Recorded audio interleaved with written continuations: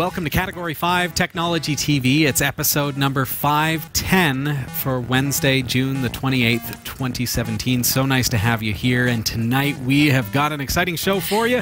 We are going to be comparing desktop environments. These are the thing that you interact with on Linux. So we're going to see how Linux itself stays the same, but the desktop environment is what you actually see as your Linux distribution. So by changing it, you can really customize the look and feel of your computer, and we're going to see how that works on Debian 9 tonight, so you want to stick around. Here's what's coming up in the Category 5.tv newsroom. Some Windows 10 source code, which could be used to exploit the popular OS, has been leaked to the public. The world's fastest computers run on Linux. NASA has designed a supersonic airplane that doesn't create a sonic boom, and as predicted, Nintendo is now releasing a classic Super Nintendo console. Stick around, the full details are coming up later in the show. This is Category 5 Technology TV. Our live recordings are trusted only to solid-state drives by Kingston Technology. Revive your computer with improved performance and reliability over traditional hard drives with Kingston SSDs. Category 5 TV streams live with Telestream Wirecast and Nimble Streamer. Tune in live every week on Roku, Kodi, and other HLS video players. For local showtimes, visit category5.tv. Category 5.tv is a member of the Tech Podcast Network. If it's tech, it's here. cat5.tv/TPN and the International Association of Internet Broadcasters. cat5.tv/IAIB. Welcome to the show, everybody. My name's Robbie Ferguson. I am Sasha Dermatis. And it's just us. Henry's off tonight because there's an air show going on. There's an air show and Henry's at it. Henry is a pilot, and we thought, yeah, I guess he probably wants to be there. It's true. It is pretty exceptional. Like tens of thousands of people all gathered around our waterfront, and we hear them going over. You're going to hear them throughout the course of the show, no doubt, because it's going on live right now here in Barrie, Ontario. I actually biked right through it on my way here, and I'll tell you, it is every person in Barrie is at the waterfront right now, and they're all wearing... Like, this is Canada's 150th. Yeah. So, you know, that's like this weekend, so this is the big lead up to it. The Canadian Air Force is here doing their stunt flying and everything else. So people are coming from all around. I heard like people from Orillia, Toronto, all over the place. It's incredible. Everybody's wearing their like red and white and their maple leaves, and they are waving flags, and it's cool. I'm going to claim colorblind. Wore gray. I wore white, but I don't have any red. I do have red, but it's like my big red winter sweater. So yeah, I figured, that's it. It's just not the weather for it out there, Sash. Yeah. Yeah. Well, hey, this week I was able to fix the netbook. Nice. There it is. So it's all ready for Henry, and it's got Debian 9 on it. Wouldn't you know it? But I just stuck a new hard drive in there. It's a Kingston 240 gig or something like that. Okay. SSD. So I think what happened is that the old hard drive just ran out of space, and it was so tiny. Oh, okay. It still works, but it was just too tiny for it. So that's good. Now it's up and running. You salvaged it. I got it back up and going. It saves the day. It's a cute little thing. Perfect for the chat room. I have like a random computer question for you. Yes. Okay, so you know I have RetroPie on my Pi right now. I have heard about this. You know how you did that? Okay, is there a way you could undo that temporarily and then redo it again? Why would you ever want to do that, Sash? Well, because I'm getting married, and I need to do a playlist, and I think that might be the best way to play music, right, at the wedding. Pi? Is that the best way? There is a thing called a DJ. Okay, there is a thing called a budget. Okay, so what are you thinking? Like okay, because I have random play of songs that you have selected. Yes, okay, because I have a Dance band. Mix 92, just push play. That's right. I have a band that's starting for like the later part, but I'm just talking like the background music of. Yeah, I hear you. Okay. So is that easy, or is that like? Seems like overkill, to be honest with you. Okay. Because you could set up a Volumio player and get it up and going, create a playlist and this and that, and then connect to it, push play. You got to set up a Wi-Fi hotspot. I think. What is my best bet then? I think just like set up a playlist on your phone or something, or just like an MP3 player. But to answer your question, yes, it can be done. What you could do is you could get a second SD card, because you wouldn't wipe it out and then have to reset up RetroPie. No, take out the SD card. It's just this little tiny chip. Put in a new one, install the whatever you want on it, and then just switch them back and forth. So could I have multiple ones if I wanted to do like a photo frame? Mm-hmm. So it would be just like a display, I guess, like just a monitor, really, instead of a frame. Yeah. And then I would just hook it up to my Pi and have pictures cycling through it. But then it could also just be my RetroPie when I want it to be. But again, now, see, I love the idea. I love where you're going with it. Okay. For a DIY fun project. Yeah. But I've done weddings before. Uh-huh. I've shot weddings from like a videography standpoint and everything. Simplify. Make things easy on yourself. Okay. And what I mean by that is cat5.tv/agptech, the black 1080p player. Okay? Mm-hmm. It has an HDMI output. Okay. And it has a USB and an SD card slot. Okay. All you have to do is stick all your pictures on an SD card or a USB stick, plug it in, push play. Done. Oh. There's no setup. There's no risk of this is not going to work if I can't figure it out when I'm supposed to be getting married today. Right. You don't need that. And you extra can't stress. come to Newfoundland to fix the things? Newfoundland is a long walk. It's Canada. There's part swim to it, actually. Oh, yeah. It's like a bit of a triathlon situation. Yeah, it would be fun. Okay. But that's the route I would go. All right. So that answered my question. You may have access to one of those because I just happen to own one. I do, actually. 1 second. Okay, not that one. This one. Here it is. This is what I'm talking about. This has never been opened, so I assume it's not an empty box. Here you go. This is exactly what you need. Okay. That's it. And just... USB. Yeah. SD. Nice. Either one you can use. It has VGA output, optical output, AV output, and HDMI output. Nice. So you just plug that into a TV. Done. Sweet. No setup. All right. That's what you want to do. That's what I want to do. Yeah. cat5.tv/agptech, but it's spelled with a K, not a CH. Tech. AGPTEK. All right. And you'll see that below. All right? All right. Keep it simple.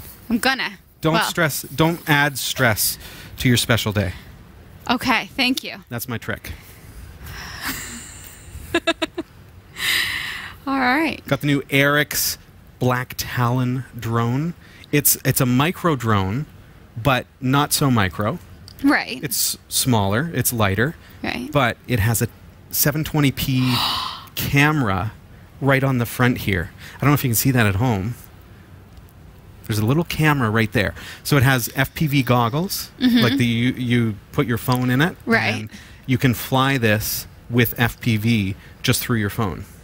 Oh, that is neat. So it's like a little entry-level kind of racer, lots of fun to fly. I'm going to be flying this on the Drone Zone this season, and really looking forward to that. That's the Eric's Black Talon. It's pretty cool. And it flies, man. I flew it at 30% speed, and it was fast. Very neat. So I can't wait to really get into it. Well, we've got a lot to cover tonight. We are going to be looking at different desktop environments for Debian, for Linux, any flavor of Linux that you want to use. We've got to take a really quick break, and then when we come back, we're going to be checking out desktop environments for Linux and what that means. We're going to see some of the most popular ones in just a minute's time. Stick around.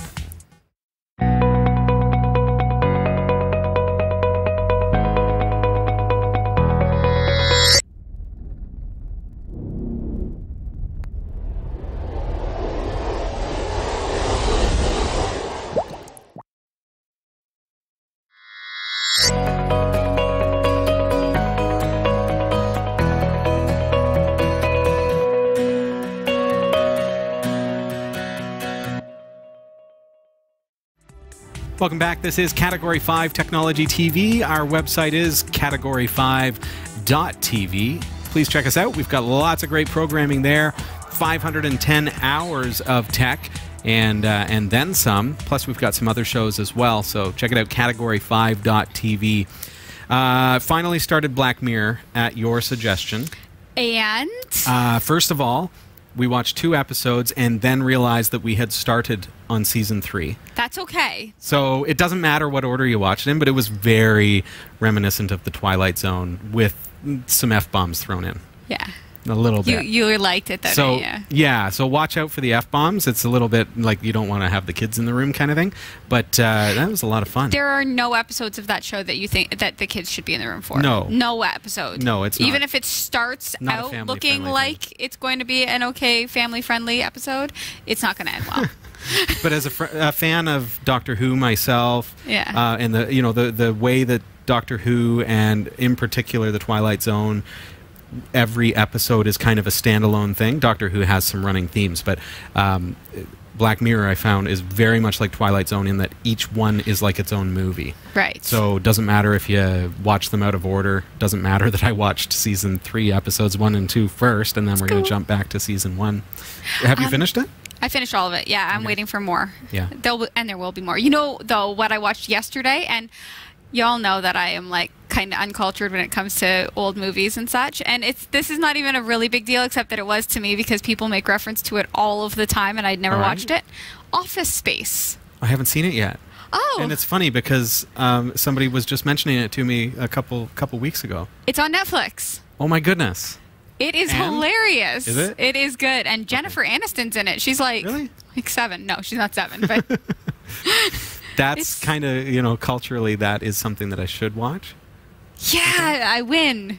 Yeah. No. Yeah. You're ahead one movie. I'm ahead every episode of Star Trek that has ever been aired. I watched some Star Trek The Next Generation when I was a kid. Yeah. Because I had Out a of crush order on Wesley Crusher. And then he left the show in season 2 or 3 or something? Yeah, and Yeah. I stopped watching. He was cool, though. He was in Stand By Me. He's less cool now. Yes. Yes. Oh, that was painful when Will Wheaton left the show because he thought he was going to be a movie star and then he didn't become a movie star. I know. Just take the blessings that you get, folks, and run with them. Don't throw them away because you think there's something better. That's Seriously. true. Seriously. Okay, are we ready to get into it? Yes. Last week, we looked at Debian 9, Debian Stretch. Right. Really, really excited about this release because it's the latest and greatest stable version of the Debian Linux distribution.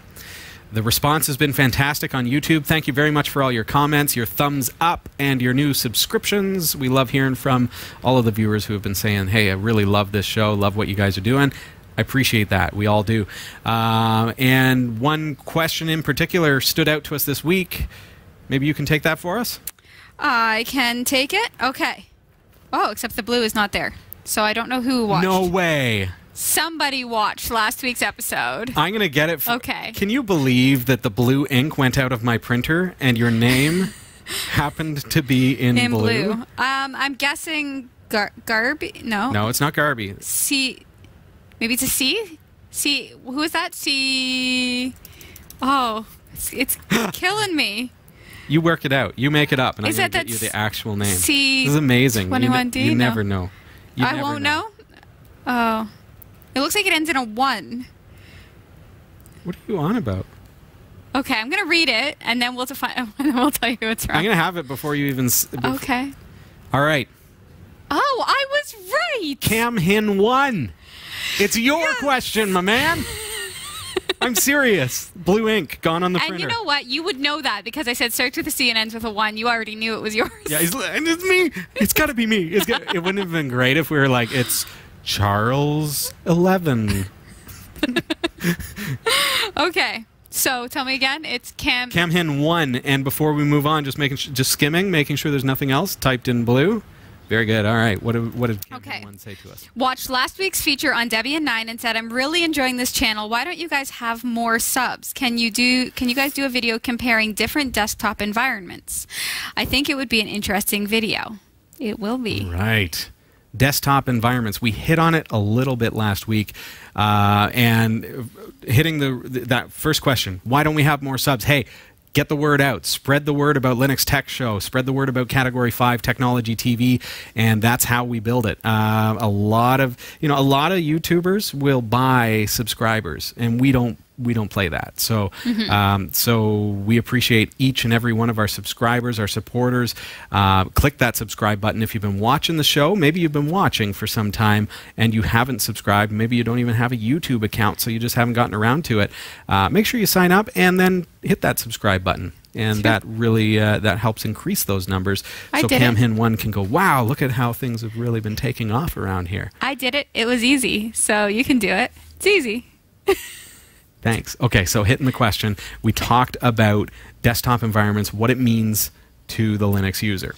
What's funny is I thought we had already done something like this because a while back we were comparing what I thought was Linux desktops in my mind, and it was not. We were looking at various Linux distros and Right. comparing Debian to Ubuntu, and so along with that comes, yeah, well, we're looking at GNOME 3 versus Unity, sure, and so on and so forth. But here's what it comes down to. Linux is, as we learned last week on episode number 509 of Category 5 Technology TV, Linux is the operating system. And then on top of that, the developers, the people who put everything together, choose which packages to include with the operating system. Right. So that can be, do we go with LibreOffice as the Office suite? Do we go with GNU Image Manipulation Program? What do we include with this? And with that comes, what do we use as our desktop environment? DE, as it's called. So that's what makes a distro, is all of the stuff that they've packaged together into this particular version of Linux. So Debian is a distro of Linux.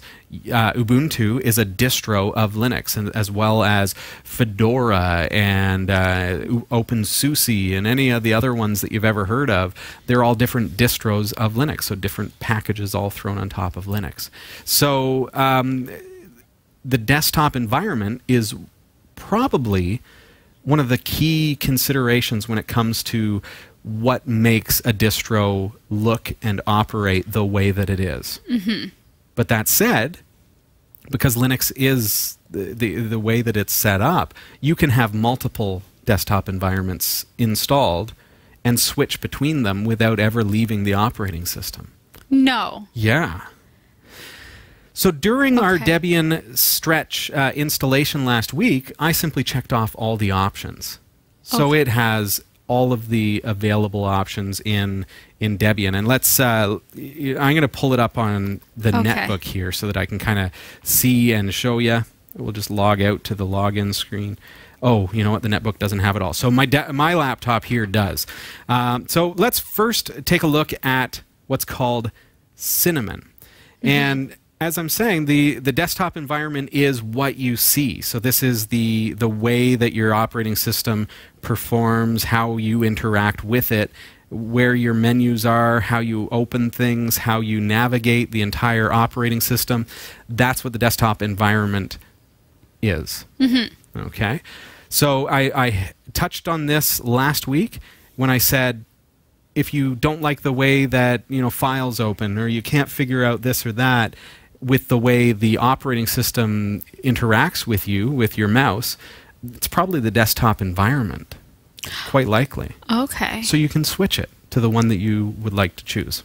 The Foo says, cover the dangers of mixing different desktop environments under a single user login. So there is a danger of that? I wouldn't call it a danger. If you have a small hard drive, then these are considerations. But when you install a desktop environment, it comes with a lot of packages that make that desktop environment what it is. Okay. So one desktop environment will include a whole plethora of applications and things that this desktop environment uses to make it what it is. Okay. Then you install another one and you get all the same kind of stuff added to it, added to your computer, but for the other desktop environment. Okay, so it's just kind of redundant. It might be alternate versions. You may have some redundant software. You may have multiple versions of different things that are similar. I don't know all of the applications that are out there, but just to throw out a really simple example, maybe one uses OpenOffice, where the other one uses LibreOffice. So if you install both desktop environments, you now have both. And sometimes you can have a conflict there. Usually, apt on Debian in particular and Ubuntu, other Debian derivatives, it's able to reconcile those dependencies, the conflicts between them, and it just means having extra stuff on your hard drive that maybe you don't need if you're only going to use one particular. Okay. It's a fun experiment, though, to throw them all on there and see what one you like the most. That's what we're going to do here tonight, so that you get a sense of the difference. So this is the default one, Sasha. Is that Cinnamon? This is Cinnamon, yeah. Okay. So, right out the bat, what I do like about it is from a Linux, from a Windows user standpoint, the navigation right out the gate has a bit of a Windows 10 feel, without all the clutter. Right. Right? We've talked about how... There's not the crazy big tiles. Yeah, we don't have the crazy big tiles. I actually we don't have the super Cinnabon hate pictures. those. I hate them too. Okay. Everyone who brings in a computer for service that has been upgraded to Windows 10 says, can you get that off of there? Is there a way to get that off of Classic Shell. And we actually have a video about it on our website, category5.tv. Okay. We did it on Windows 8 to show you how to get rid of it, but Classic Shell works great on Windows 10 as well. But you could just take it one step further and install Linux with Cinnamon. How do you like that? Okay, so we're going to take the same approach to each desktop environment. I'm switching back and forth. We're going to look at a few of the different things that we would commonly do with the computer, like creating a document, navigating to our files, getting on the internet. Let's get started with Cinnamon. Okay, so first of all, what do we want to do? Create a document. So here I see Office. So I'm gonna play like I don't know. I'm gonna play like I'm a novice user, an end user who's never done this. But I understand that LibreOffice Writer is my writing application. See at the bottom there, even when I hover, Cinnamon says create and edit text and images in letters, reports, documents, and web pages. So I know that that's what it is. If I point to Calc, it says perform calculations, analyze information, and manage lists in spreadsheets. So that's like Excel. That's Excel, right? Yeah. So what would happen if I actually typed in Excel? Look at that. So even as a Windows user, I'm able to find the Excel equivalent. Let's try Word. LibreOffice Writer is in the list. So let's use the Excel example.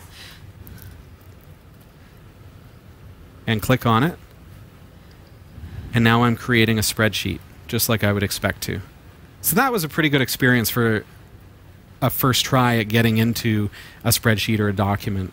Worked out pretty well. So you could even type, like if you had a document saved on your computer, you could type the name of the document in that search bar and it would pull up that document? Well, I don't know. This is an application search. Oh, yeah?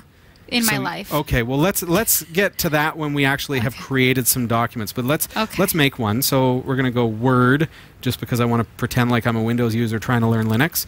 And let's create a document and just hello world. And I'm going to save this.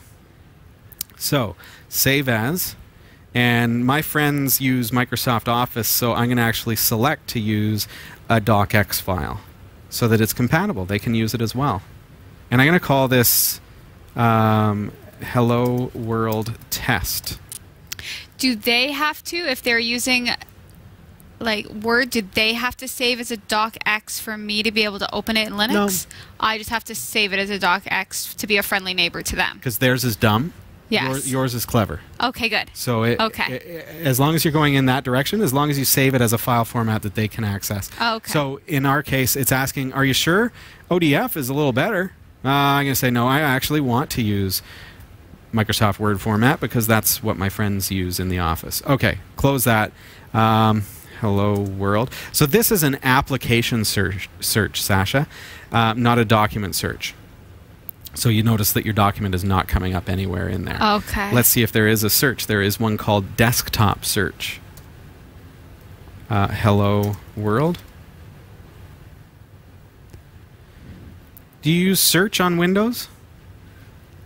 I have never used search ever in my life to find my files. Oh, really? Yeah, but what I do use is I want to be able to find like a computer, my computer, or folders access, right? I never know where I documents save anything, so I just search. You just things. search? Yeah. Okay, well, let's take a different approach. Let's see if we can find our way to the files. Now, there's an icon here that looks like a file folder. Okay. And so I'm automatically thinking I'm going to point to that, and it says Files. If it opens a list of recently saved files, then that's good enough for me. There is a list of folders. Documents sounds about right. Yeah. And there's my Hello World. Now, let's go back one and push the search button here, and I'm going to type in Hello World. There it is. Okay, see? That's the route I would go. There's the search that you're looking for. Right. So that was pretty straightforward. Now when I click on that, Garby's saying there's a tool called Launchy that searches files. You know, Linux is fantastic because you can add these little features here and there, and that's part of the excitement of getting onto Linux is you can customize things. Right. And add features and all that kind of stuff. The approach that we're taking today is out-of-the-box experience. How's Cinnamon going to feel for a novice entry-level user? And what is my first impression as that novice user? So my next step is I need to get on the internet. Now I see that there's an internet button over here on the start menu or the applications menu, whatever we want to call it. I do see Firefox, which I'm familiar with, so I'm going to click on that and go into, I don't know, Google. And it works just out of the box. That's perfect. Yeah, so I'm able to get on the internet, and that's fine. Sasha, you had mentioned you like to use things like a calculator. Yes. So let's see, that was easy. Does it do date conversion? Date conversion? Like time zones? No. No. Okay, so at my work, right, I have to do care plans for patients, and it's like 13 weeks of 3 times a week.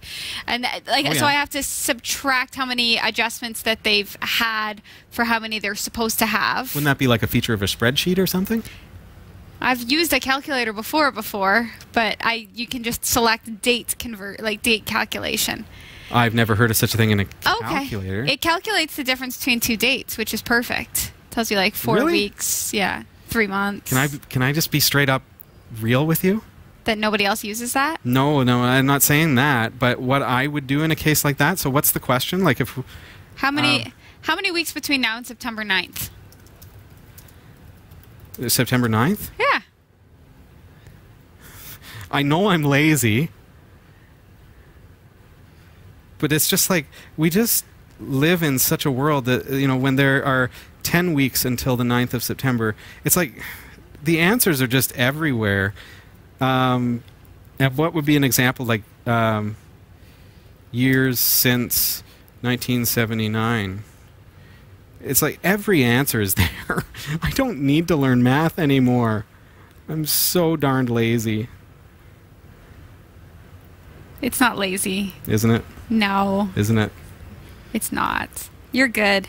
All right. Okay, so I need to have a calendar. A calendar? Yes. Okay, so these are program features of the operating system. These are things that are added like applications. Okay. So not specific to the desktop environment, but what is important is how would I find that application now that and is it there? Is it there out of the box? I don't know. So I'm just going to type in calendar. There it is. Okay. I see a couple. There's calendar, which is exactly what you asked for. There's evolution, which as we talked about last week is like Outlook. It has a calendar built in, but let's just click on calendar. And that looks like a calendar. That's kind of cool. Actually, I like that a lot. I'm kind of jealous I don't have that. Oh, yeah? That one's better. Nice and easy, eh? Synchronize, what does that do? This is what I'm wondering about, is can it sync to...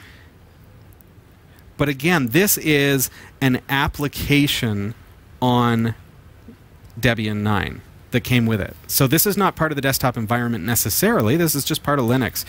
So it will sync with an online account. Nice. So I could do Exchange. I can do Google Calendar. How sweet is that? Add an online account. So I'm even finding what I need to get this thing up and going pretty quick. This is like... that's what makes it for me. Okay. Those sorts of things are what makes... Being able to find... Yes. I like that I'm having no trouble finding applications here. One of the big things with Windows 8 and even into Windows 10, is that it was really tough for people to figure out how to actually shut down their computer. So you end up closing your laptop and then realizing that it's not shut down, it's just in suspend mode. Right. You haven't rebooted in 10 years, and it's a big problem, right? So how hard is it to shut down this system? In Cinnamon, that was easy. You want to shut down? Shut down. And we're done. So Cinnamon, first impression, looks pretty darn good. Pretty darn good indeed. I'm going to log out, and then I'm going to check what the next one that Debian has for us is as we look at Linux desktop environments as introduced, as brought, included with Debian 9. Okay, so you guys can't see my login screen when I'm changing this. Let's hit LXDE because Sasha likes the name of that. I do like the name of that one. That's one I would solid pick. Oh, yeah? Oh, LXDE is very, very lightweight. It was built specifically to be a lightweight and fast interface. So it's not going to be as robust as far as feature set goes. You notice that it's a very Windows 98 kind of interface. But it is fast. It is lightweight. It is perfect for things like an older computer. It's just quick and zippy, nice and simple. Getting on things is, again, really straightforward. Getting on the internet, all I did was just point to internet, and I see Firefox there. So that's cool. So the background picture doesn't change? We can change the background picture. So I just imagine that they all would look different. I mean, I guess they are, like, I'm not judging. Oh, yeah. Oh, no, because this is Linux. The desktop environment is using my profile. Oh, okay. So if I want to change my background, the process may be a little bit different for each one, but on this one, if I right-click and then see if, there it is, wallpaper, then I can change my wallpaper just like that. Oh, okay. So, I mean, a right-click on your desktop and then preferences, that's pretty traditional. Yeah. Ooh. Oh. So you probably need to download some nicer wallpaper in order to actually make this reasonable. There's the default. And the ones that it comes with are pretty much identical to that. So that was easy. Finding my Office suite under Office, there's my calc. So having swapped to the other desktop environment, you see that my file is still there. Very cool. And that, calc allowed me to open a writer document. And I'm not sure why it's separating. See, when I maximize, it's not actually maximizing my screen. Huh. That could be, you can tell me if you're able to emulate that. It could be our video capture is causing a bit of a strange behavior there.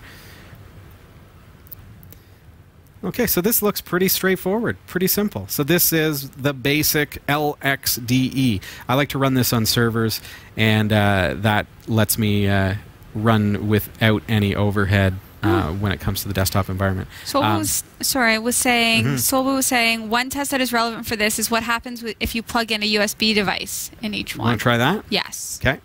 So I have a USB flash drive here that has Debian install on it. So let's plug it in LXDE. What do you want to do? The calculator in Linux does do days. Just saying. Oh, yeah? Not that I'm saying it. Dennis Kelly's saying it. Nice. Okay, so there you go. I've never heard of such a feature. It's such an important feature in my every single day. You're going to teach this. Okay. You're going to do this on the next show. All right. So that just brought up the Debian 9 USB stick directly. No problem.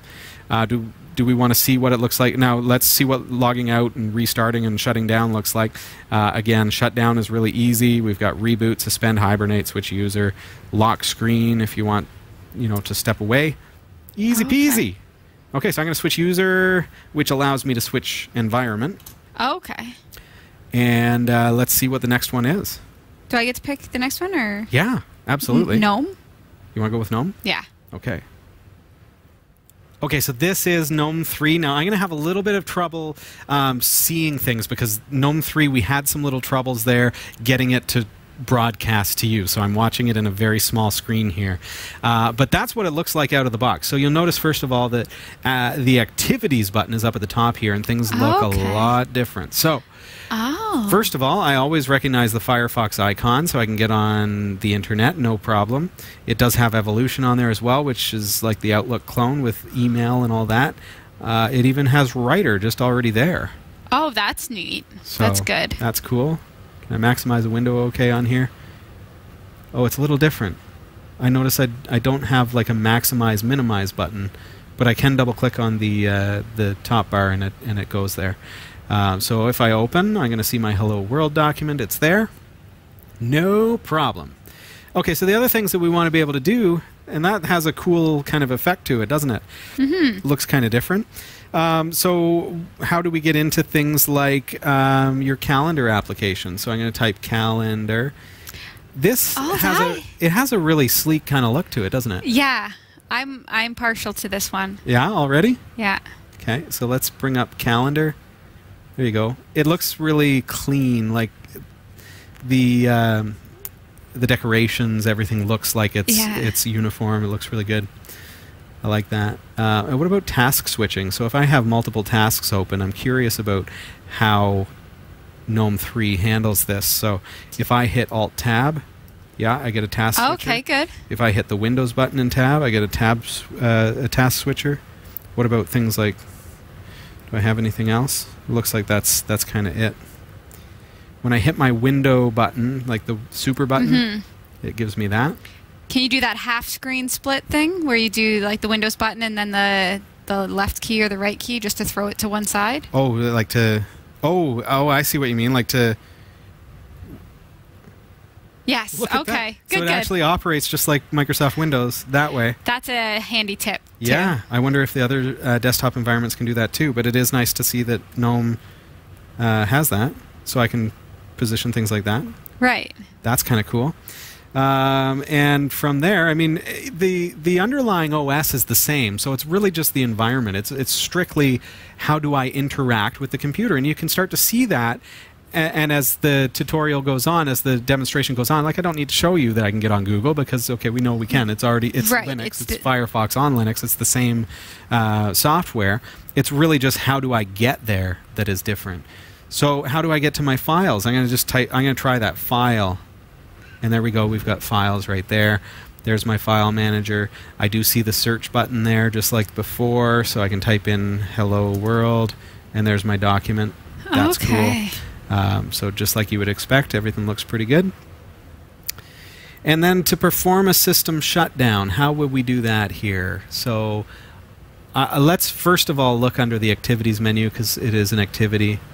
What does it have here? Show applications. Oh, there's a whole list of all kinds of applications. Holy. Not organized the way that I like with the other desktop environments that I saw. Did you notice how they had like internet and games and everything? This looks like we would call this a cluster. Yeah. It's just a mess of all my applications. How is it? Is it organized alphabetically? Is there a way of sorting easier, or is it? Well, as this novice user, I don't see any way to do that. I don't see any like internet. There are some things I don't think I need on there. Oh, certainly. There's a ton of stuff. But there's maps on there. I like that. Ooh. Okay.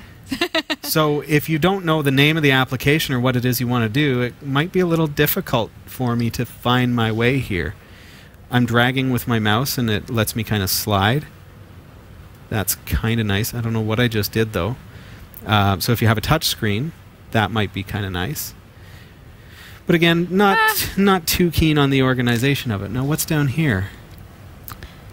Frequent or all applications. Oh, that's different. Oh, okay. Okay, so I can see my frequently run applications or all applications.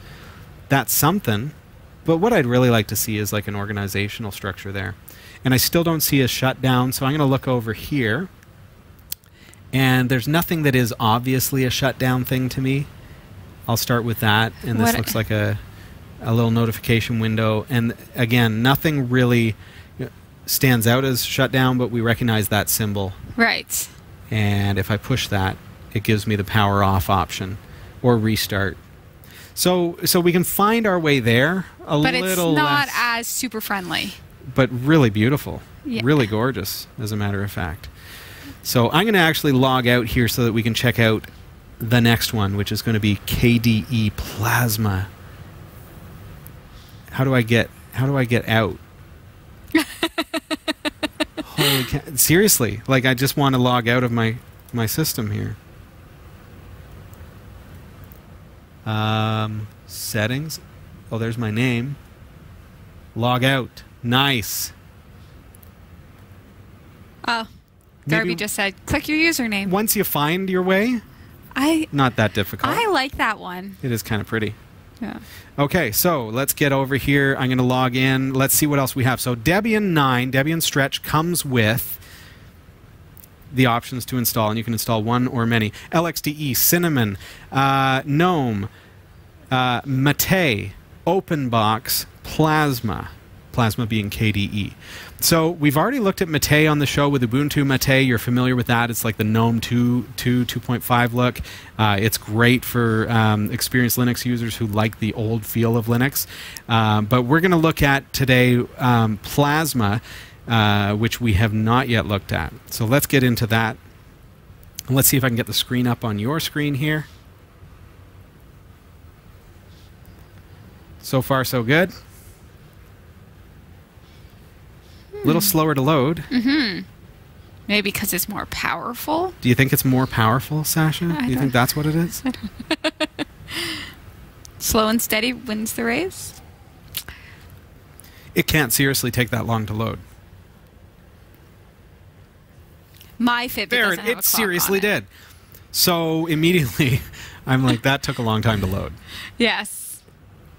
And here it is. And there it is. It's up on the screen. Okay, let's take a look at what KDE Plasma looks like. So there we go. I've clicked on the K because I just assumed that that's what it is. I'm curious what this thing is. Show desktop, add widgets. Ooh, that sounds fun. Ooh. That's kind of cool. Ooh. Right out the gate, I can add a couple of different things. What do we Okay. got? I feel like every single one I've seen is my favorite until I see the next one, and then it's my Yeah? favorite. This is my favorite. How do you do it? Just drag? Oh, nice. Oh, cool. Now I don't know how to move it. It's not where I wanted it. Oh, when you touch it, there's a... Oh, I added two of them. Nice. Oh, and it's got the date. Remove this one. Okay. Okay. Good. Desktop options. So I don't know how. Now I see the time. That's something to play with. Yeah, now you know the time. Lock widgets, lock widgets, unlock widgets. No. So that's something to play with. I do like that there's a kind of a fun thing right out the gate. You can press and hold widgets to move them and reveal their handles. How did it know what I was trying to do? It could see that you were doing exactly what I do and frantically I'm just pressing clicking, everything. Just pressing it. Okay, hold it in. There we go. Can you make it like a different size? Or Or is it once like that? No, yeah, you can. oh my goodness. See, we're figuring this out right on the fly here, folks. Okay. So, is there a calculator one? There we go. A calculator widget. So this is very much like a phone interface kind of idea. So there is a search here, calc. There is. So drag that onto the desktop. So what is it? It obviously isn't a working calculator at that size. Can I make it full size? What if you make it bigger? If it changes what functions are on it? It's just like an icon of a calculator, Okay. which to me is kind of It's like wah-wah. not yeah, that's kind of a letdown. Okay. Can I remove it? All right. So what I've done is just hold in the button, and that lets me manipulate it. Okay. So let's get a look. Okay, favorites. I have none yet, but it thinks I like Conqueror, System Settings, File Manager, and Advanced Text Editor. That's where we see that this desktop environment has defaulted to different applications. I do like the movement and the animation, the fading. The text editor is Kate, which is a KDE text editor versus maybe gedit or Pluma. Applications. Oh, see, that's what I like, Sasha. Seeing menus where I can go internet, and when I want to find Firefox, I'm not going to have any trouble. There, it's actually called web browser here with a little subheader that says Firefox. That makes sense to me. I like that. Works a treat. Good. Okay, so getting into our documents, let's see. So this would be like a good transitional for like all of those people who only use their phones right now. True. And or now, if you have a touch screen. Yeah. I clicked on computer and I would expect it to bring it up, but it doesn't, so I assume I have to go up here to home. Then I have documents. Oh, gross. Sasha, it's opening things with a single click. Oh.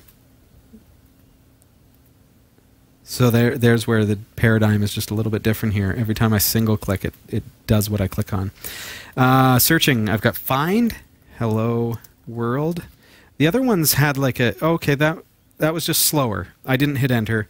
It was slower to search than the other ones were. They were very, very fast to just show the results.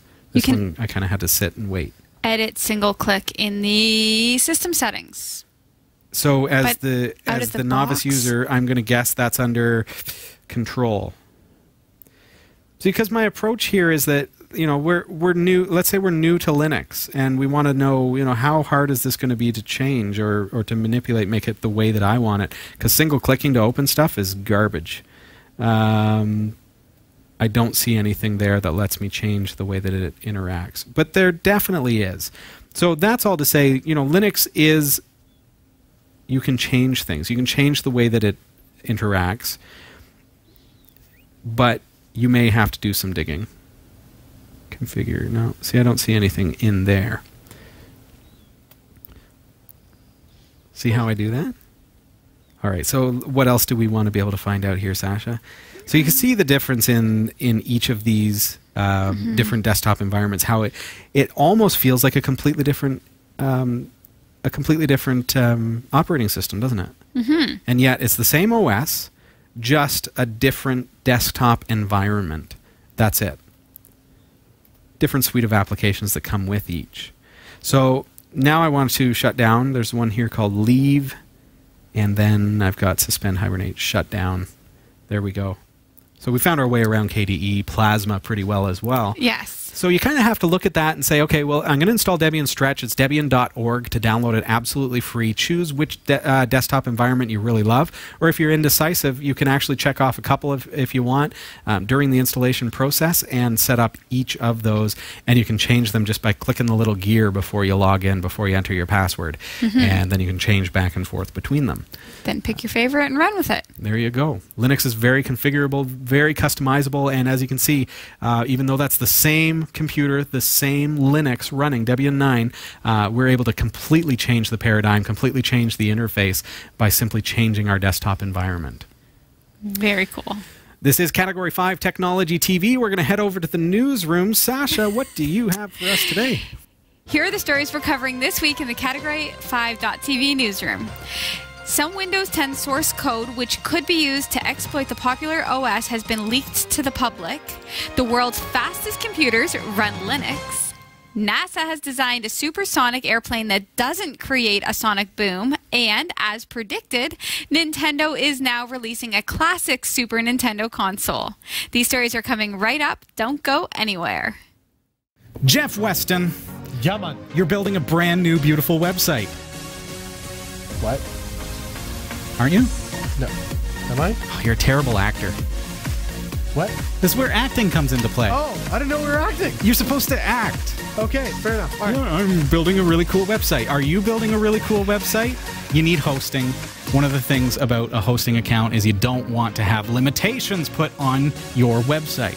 It's true. How much hard drive space do you have? How many email accounts? How many domains can point to it? Well, we've got an amazing deal for you. For a very limited time, cat5.tv/dreamhost, for just $5 and a bit of change per month, you are going to get unlimited website hosting, unlimited email accounts on that hosting service. You are also going to receive a free domain name. Ooh. So your own .com. Nice. To put that amazing website that you've been working on true. there. If you want to build a WordPress site, fine. Sign up, cat5.tv/dreamhost. Just don't put Panama Papers on it. Just don't do it. But hey, it's a great deal, folks. Best deal you're going to find. $5 and change per month. Go to cat5.tv/dreamhost. I'm Sasha Dermatis, and here are the top stories for the week of June 28th, 2017. Last week, Beta Archive posted Windows 10 source code related to USB storage and Wi-Fi drivers on its free FTP site. Since then, a spokesperson for Microsoft has confirmed that this code is genuine. The breach was initially thought to be massive. The Register reported that the leak consisted of around 32 terabytes of files.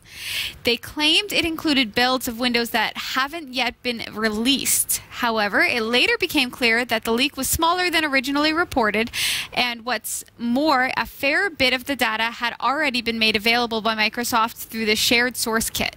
Microsoft's partners and licensees had access to this through the shared source initiative. That doesn't mean this data leak isn't serious, though. It's an embarrassing black mark for Microsoft at a time that more and more people are paying attention to computer security. While the source code has been removed voluntarily by Beta Archive, it's unclear how many people had already downloaded it.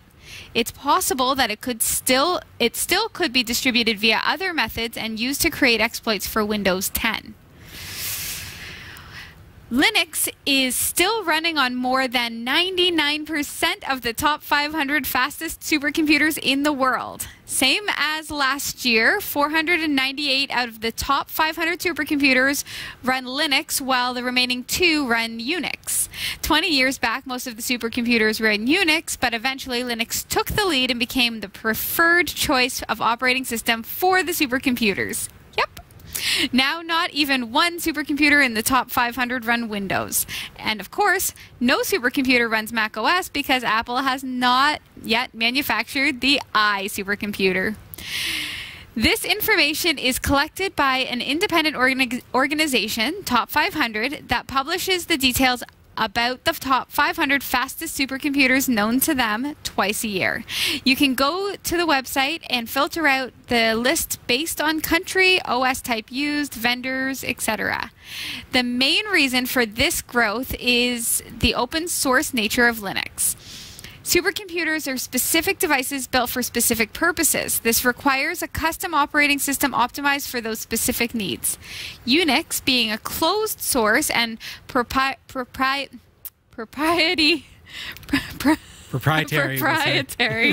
holy moly operating system, is an expensive deal when it comes to customization. Linux, on the other hand, is free and easier to customize. Engineering teams can easily customize a Linux-based operating system for each of the supercomputers. The world's fastest supercomputer on the current list is Sunway Taihu Lite. It's based in National Supercomputing Center in Wuxi, China, and has a speed of 93 petaflops per second. That's 93 quadrillion floating point operations per second. Or put another way, 93 million billion. Wow. Not impressed yet? Here's a number we all can think about for a minute. This supercomputer has, are you ready for this? 10 million cores. It's nearly 3 times as fast as the second place winner. Wow. The only 2 supercomputers running Unix are ranked 493rd and 494th. That is so super cool, Robbie. I cannot even tell you. I can't imagine that kind of speed. Like, that's nuts. I don't even know what you would do. Like, I can't imagine what you would need. Supercomputing. I know, like, my brain doesn't think as fast as that computer thinks. Like, I don't know, how fast does the human brain think? Not that many petaflops. 93 petaflops per second? No That's way. crazy. Mine's like, wow. Yeah, no. Mine in particular is only about 2. Mine can't say the word I can't say it. So there. NASA says the preliminary design review of its Quiet Supersonic Transport, or QUEST project, suggests it is possible to create a supersonic aircraft that doesn't produce a sonic boom. They've been able to build supersonic passenger planes for decades, but the problem is that they are so noisy they generate complaints when flown over populated areas of land. Even when flying below the speed of sound, they're often noisier than always subsonic aircraft and generate plenty of complaints around airports, which try to keep things as quiet as possible so as not to disturb nearby residents. A quieter supersonic passenger aircraft has therefore long been on the designers' minds, as there's a market for faster travel over land as well as oceans, which is why NASA is running the Quest program.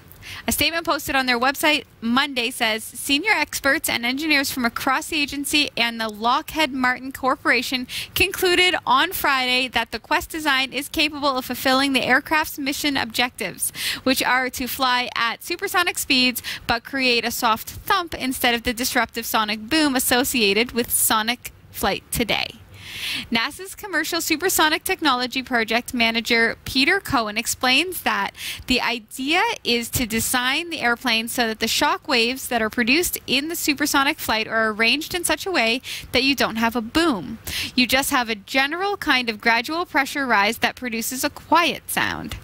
NASA's next step is finding organizations willing to build a working model of the experimental airplane and fly it over American cities and towns to hear how much noise it makes. It's hoped that these flights could start in 2021. Oh my gosh. I'm just picturing like it. Oh, we didn't realize it's going to make a weird sound, like a whistle or something. It's going to make a weird, like, what the heck was that? Fly it over. That's right. Fly it over American cities and towns. I'm thinking, oh well, that should be good for Canada. Super Mario World, Star Fox, and Yoshi's Island are set to be re-released later this year as part of a new classic SNES console. The original Super Nintendo Entertainment System, launched in 1990, sold 50 million units worldwide. The SNES Classic follows the NES Classic, which went on sale late last year but abruptly discontinued in April, much to the frustration of fans. Nintendo said limited resources were to blame, but it insisted it would not make the same error with the SNES. A Nintendo spokesperson said, "We aren't providing specific numbers, but we will produce significantly more units of Super NES Classic Edition than we did of NES Classic Edition." The assertion follows accusations from the gaming community that Nintendo was engaging in so-called intentional scarcity. The marketing ploy was supposedly intended to drum up publicity for the Japanese company, which launched its flagship new console, the Nintendo Switch, earlier this year. As well as the classic titles, Nintendo will also bundle in a game from the SNES era that was never actually released, Star Fox 2. The console will cost $79 in the US and £79.99 in the UK. Nice. I just have to say for the record, I do now have a Switch, and I will bring it in and show you if you would like. It's amazing. Is it good? Yeah, it's amazing. Cool. Okay. Can't wait to see it, Sam. Yeah. Thanks for watching the Category5.tv newsroom. Don't forget to like and subscribe for all your tech news with a slight Linux bias, and for more free content, be sure to check out our website. From the Category5.tv newsroom, I'm Sasha Dermatis. Thanks, Sasha. This is Category 5 Technology TV. Please do check out our website this week. It's category5.tv. It's been fantastic having you here. I'm so thankful to have had you here. If you're new to the show, please go through our website, find out what we're all about. Consider supporting us on Patreon. That's a great way that you can become a part of this community from a financial standpoint. It's nice and easy, though. All you have to do is just throw a little in the tip jar with each episode that we produce, and that makes a world of difference to us as we continue to provide this service to you for free, and we hope to grow over the next little while as well. So we're coming up on our 10th anniversary. I can't even imagine. Isn't it just unreal? Like, we're not even like a few months out from our 10th anniversary. We've got tickets available for you if you want to come and join us here in studio.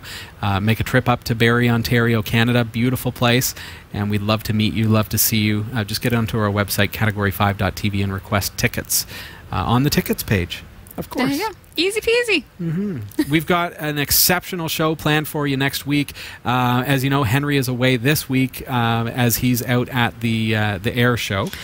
So that's a little recreational activity for him. But also, he spent some time on the weekend at the Virtual Reality Conference on behalf of Category 5 Technology TV.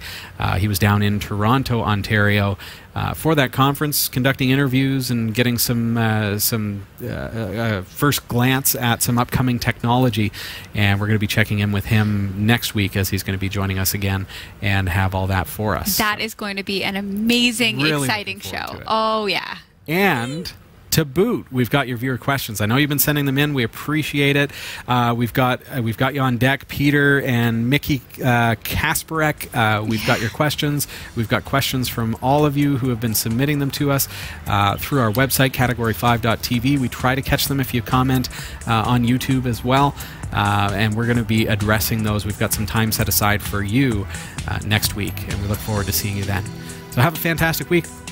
Bye, everybody. Thanks, Sasha. Hey, thanks for having me. Take care.